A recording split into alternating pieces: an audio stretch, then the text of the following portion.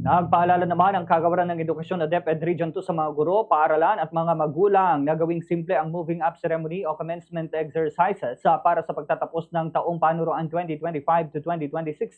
Ayon kay Dr. Amir Aquino, Head ng Public Affairs Unit ng DepEd Region 2, kung may mga napagkakasunduan ang mga magulang, dapat itong talakayin ng maayos.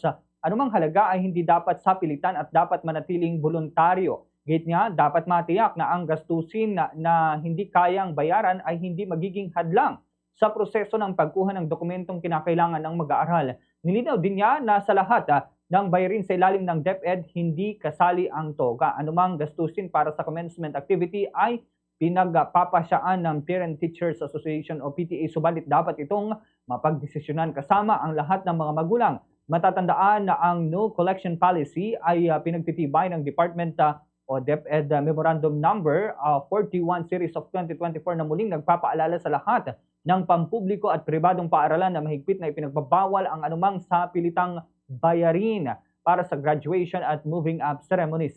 Ganito ang bahagi ng pahayag ni Amir Aquino. Order kasi unang-una, pag may mga na-receive tayo, talagang sinusulatan natin to a memorandum yung concerned school or teacher, kung teacher po yan.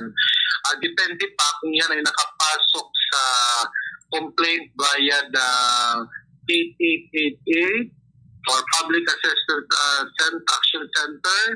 Lahat po yan ay sinusulatan natin yung concerned SDO, tapos yung SDO naman ibebalik niya yung memorandum sa school, and then we will conduct investigation. Pwede kasi umabot ito hanggang dismissal ng sinumang teacher o principal kung talagang mapapatunayan na meron silang naging involvement, lalong-lalo na sa collection.